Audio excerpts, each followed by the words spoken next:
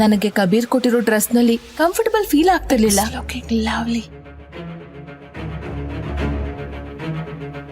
ನಿನ್ಗೇನಾಯ್ತು? ಅನ್ವಿಗೆ ಈ ರೀತಿ ರಿವೆಲಿಂಗ್ ಡ್ರೆಸ್ ಹಾಕೋದು ಇಷ್ಟನೇ ಇಲ್ಲ. ಕಬೀರಿಗೆ ನೇರವಾಗಿ ಯಾಕೆ ಹೇಳೋದಿಲ್ಲ ಅವಳು? ಅವನ್ನ ಖುಷಿ ಪಡಿಸೋದು ಇಷ್ಟೊಂದು ಇಂಪಾರ್ಟೆಂಟಾ? ಕಬೀರ್ ತಾತಮ್ಮನ್ ಬರ್ತ್ಡೇಗೆ ಕೊಡ್ತಿರೋ ಗಿಫ್ಟ್ ಎಷ್ಟು ಕಾಸ್ಟ್ಲಿ ಗೊತ್ತಾ? ನಿನಗಂತೂ ಅವ್ನ ಉಗುರಿನ ಸೈಜ್ಗಿರೋ ಗಿಫ್ಟ್ ಕೂಡ ಕೊಡ್ಸಕ್ಕಾಗಲ್ಲ. ಸೊ ನಿನ್ ಹೆಂಡತಿ ಕಬೀರ್ ಜೊತೆನೆ ಹೋಗ್ಬೇಕಲ್ಲ. ಮತ್ತೇನು, ನೀನ್ ಕಿಡ್ನಿ ಮಾಡಿದ್ರು ಪರವಾಗಿಲ್ಲ. ಅಜ್ಜಿಗೆ ಈ ಸಲ ಬರ್ತ್ಡೇಗೆ 5 ಲಕ್ಷಕ್ಕಿಂತ ಕಡಿಮೆ ಇರೋ ಗಿಫ್ಟ್ ತಗೊಂಡ್ ಬಂದಿಲ್ಲ ಅಂದ್ರೆ ನಾನು ನಿನ್ನ ಹಾಗೂ ನಿನ್ ವಸ್ತುಗಳನ್ನೆಲ್ಲ ಮನೆಯಿಂದ ಹೊರಗೆ ಹಾಕ್ತೀನಿ. ಬೆಂಗಳೂರಿನ ಕೋಟ್ಯಾಧಿಪತಿ businessman family Rajguru and sons head ಆಗಿರೋ ಗಾಯತ್ರಿ ದೇವಿ ನನ್ ತಾತಮ್ಮನ ಬರ್ತ್ಡೇ ಆಚರಿಸಲಾಗ್ತಿತ್ತು. ಗಮ್ಮತ್ತಂತೂ ಇದ್ದೇ ಇರುತ್ತೆ. ಸಿಟಿಯ ದೊಡ್ಡ ಶ್ರೀಮಂತರು ಅಲ್ಲಿಗೆ ಬಂದಿದ್ರು. ಬರ್ತ್ಡೇ ಪಾರ್ಟಿಗೆ ನಾನ್ ಕಬೀರ್ ಜೊತೆ ಹೋದೆ. ನನ್ ಕಣ್ಣು ಗೌತಮ್ನ ಹುಡುಕಿತ್ತು. ಅವ್ನ್ ನನ್ ತಾತಮ್ಮನ್ಗೆ ಏನ್ ಗಿಫ್ಟ್ ಕೊಡ್ತಾನೆ ಅಂತ ನನಗೆ ನೋಡ್ಬೇಕಿತ್ತು. ಆದ್ರೆ ಅವ್ನ ಕೈಯಲ್ಲಿ ಸ್ಮಾಲ್ ಬಾಕ್ಸ್ ನೋಡಿ ನನಗೆ ಸಿಟ್ಟು ಬಂತು. ಇದೇಂದು ಗಿಫ್ಟ್ ಹೆಸರಲ್ಲಿ ಎಷ್ಟು ಕೆಟ್ಟದಾಗಿ ಪ್ಯಾಕಿಂಗ್ ಮಾಡಿದ್ಯಾ? ಸರಿ, ಗೆಸ್ಟ್ ಎಲ್ಲ ತಾತಮ್ಮಂಗೆ ಗಿಫ್ಟ್ ಕೊಡೋಕ್ ಹೋಗುವಾಗ ನೀನ್ ಸೈಲೆಂಟ್ ಆಗಿ ಈ ಬಾಕ್ಸ್ ನಲ್ಲಿ ಇಟ್ಬಾ. ಅರ್ಥ ಆಯ್ತಾ? ನನ್ ತಾತ ನಿನ್ನಂತ ಬಿಕಾರಿ ಜೊತೆ ನನ್ನಂತ ಕೋಟ್ಯಾಧಿಪತಿನ ಮದ್ವೆ ಮಾಡಿಸಿ ಯಾವ ಜನ್ಮ ದ್ವೇಷ ನನ್ನ ಮೇಲೆ ತೀರ್ಸಿದ್ದಾರೆ ಅಂತ ನನ್ಗೆ ಗೊತ್ತಾಗ್ತಿಲ್ಲ. ನಿನ್ ಹತ್ರ ಹಣ ಇಲ್ಲ, ಮ್ಯಾನರ್ಸ್ ಕೂಡ ಇಲ್ಲ. ಹೋಗು.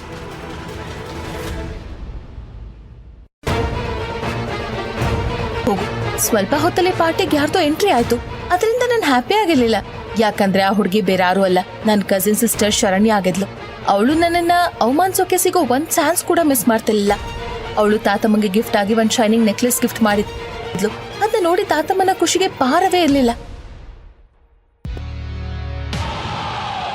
ನನ್ನ 75 ವರ್ಷ ಜೀವನದಲ್ಲಿ ನಾನು ಇಷ್ಟು ಹೊಳೆಯೋ ಡೈಮಂಡ್ಸ್ ನೋಡಿರ್ಲಿಲ್ಲ. ಈ ಮನೆಯ ಉಳಿದ ಹುಡುಗಿರ್ಗಿಂತ ನೀನ್ ಎಷ್ಟೋ ಜಾಣೆ, ಸ್ಮಾರ್ಟ್ ಅಂಡ್ ಇಂಟೆಲಿಜೆಂಟ್ ಶರಣ್ಯ. ಗೌತಮ್ಗೆ ನನ್ಗಾಗ್ತಿರೋ ಇನ್ಸಲ್ಟ್ ಸಹಿಸೋಕಾಗಿಲ್ಲ. ಅವನಿಗೆ ಕಂಟ್ರೋಲ್ ತಪ್ಪಿ ಅವನ್ ಹೇಳ್ದ, ಶರಣ್ಯ, ಈ ಡೈಮಂಡ್ ನೆಕ್ಲೆಸ್ ತುಂಬಾ ಕಾಸ್ಟ್ಲಿ ಅನ್ಸುತ್ತೆ ಅಲ್ವಾ? ಗೌತಮ್ ತನ್ನ ಹೀಯಾಳಿಸ್ತಿದ್ದಾನೆ ಅಂತ ಶರಣ್ಯ ಗನ್ಸಿ ಅವನಿಗೆ ಖಡಕ್ ಉತ್ತರ ಕೊಡೋಕಂತ ಆ ನೆಕ್ಲೆಸ್ ಪ್ರೈಸ್ ನನ್ನ ಅವಳು ಎಲ್ರಿಗೂ ಕೇಳೋ ಹಾಗೆ ಅನೌನ್ಸ್ ಮಾಡಿದ್ಲು. ಹೌದು, 1.5 ಕೋಟಿ. 1.5 ಕೋಟಿ ಅಂದ್ರೆ ಶರಣ್ಯಂಗೆ ಡೈಮಂಡ್ ಕೊಟ್ಟಿರೋ ವ್ಯಾಪಾರಿ ಅವಳಿಗಿಂತ ತುಂಬಾ ಸ್ಮಾರ್ಟ್ ಇದ್ದಾನೆ.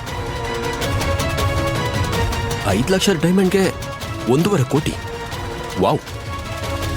ವಾಟ್ ಎವರ್, 500 ರೂಪಾಯಿ ಜೇಬಲ್ ಇಟ್ಕೊಂಡು ಓಡಾಡೋರು ಯಾವಾಗ ಲಕ್ಷ ಕೋಟಿಗಳ ಬಗ್ಗೆ ಮಾತಾಡೋಕ್ ಶುರು ಮಾಡಿದ್ರು? ಈ ಪಾರ್ಟಿ ಹಾಳ್ ಮಾಡಕ್ ಬಂದ್ಯಾ ನೀನು?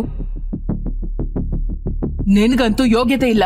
ಎಲ್ರ ಮುಂದೆ ಡೈಮಂಡ್ ನ ರಾಂಗ್ ಪ್ರೈಸ್ ಹೇಳಿ ನನ್ನ ಮೊಮ್ಮಗಳ ಮರ್ಯಾದೆ ಹರಾಜ್ ಹಾಕೋಕ್ ಹೊಟ್ಟಿದ್ಯಾ?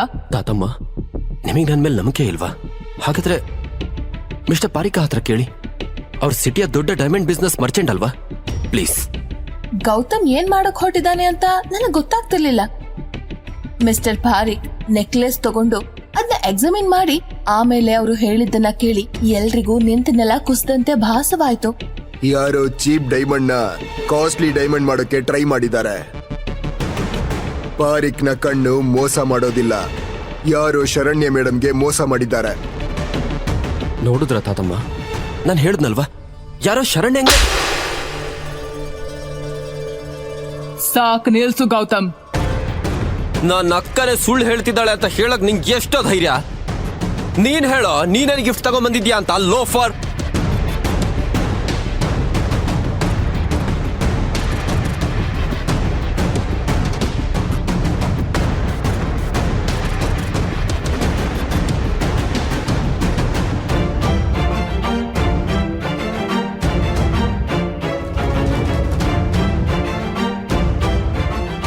ಇದೇನಿದು?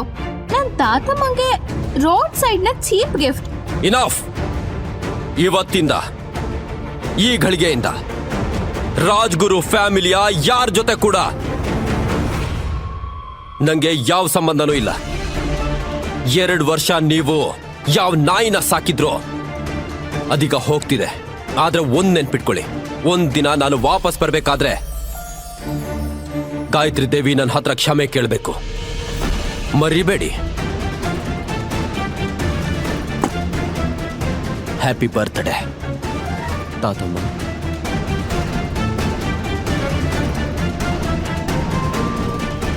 ಗೌತಮ್ ಕೊಟ್ಟಿರೋ ಗಿಫ್ಟ್ ಬಾಕ್ಸ್ ತಾತಮ್ಮ ಓಪನ್ ಮಾಡ್ತಿದ್ದಂಗೆ ಅವ್ರು ಬೆಚ್ಚ ಬಿದ್ರು. ಅಯ್ಯೋ, ಯಾರಾದ್ರೂ ಗೌತಮ್ನ ನಿಲ್ಸಿ. 2 ವರ್ಷದಿಂದ ನಮ್ ಜೊತೆ ಇದ್ದಾನೆ, ಆದ್ರೆ ನಮ್ ಜೊತೆ ಯಾರಿದ್ದಾರೆ ಅಂತ ನಮ್ಗೆ ಗೊತ್ತೇ ಸಿಕ್ಕಿಲ್ಲ. ನಾನು ಒಂದ್ ಕಪ್ಪಾಳಿಗೆ ಬೇರೆ ಹೊಡೆದೆ. ಇನ್ ನಮ್ ಕತೆ ಮುಗೀತು. ಅಷ್ಟಕ್ಕೂ ಆ ಬಾಕ್ಸ್ ಒಳಗೆ ಏನಿತ್ತು ಅದನ್ನ ನೋಡಿ ತಾತಮ್ಮ ಯಾಕಷ್ಟು ಭಯ ಪಟ್ರು. ಯಾರೇ ಗೌತಮ್? ಅವ್ನ್ ನಿಜವಾಗ್ಲೂ ನನ್ನ ನಾಲಾಯ ಗಂಡನ ಅಥವಾ ಅವನಿಗೆ ಬೇರೆನೆ ಐಡೆಂಟಿಟಿ ಇದೆಯಾ? ಅವನ್ ಯಾಕೆ ನಮ್ಮ ಕೋಟ್ಯಾಧಿಪತಿ ಮನೆಯಲ್ಲಿ ಏನಾಗಿ ಕಷ್ಟದ ಜೀವನ ನಡೆಸ್ತಿದ್ದಾನೆ? ಅವನಿಗೆ ಹೇಗೆ ಶರಣ್ಯಳ ಗಿಫ್ಟ್ ಡೈಮಂಡ್ ನೆಕ್ಲೆಸ್ ಸತ್ಯ ಗೊತ್ತಾಯ್ತು? ಇನ್ಸ್ಟಾಲ್ ಮಾಡಿ ಪಾಕೆಟ್ ಎಫ್ಎಂ ಹಾಗೂ ಫ್ರೀ ಆಗಿ ಕೇಳಿ. ಟರ್ನ್ಸ್ ಅಂಡ್ ಟ್ವಿಸ್ಟ್ ನಿಂದ ತುಂಬಿರೋ ಕಥೆ ರಾಯಲ್ ವಾರಸ್ದಾರ.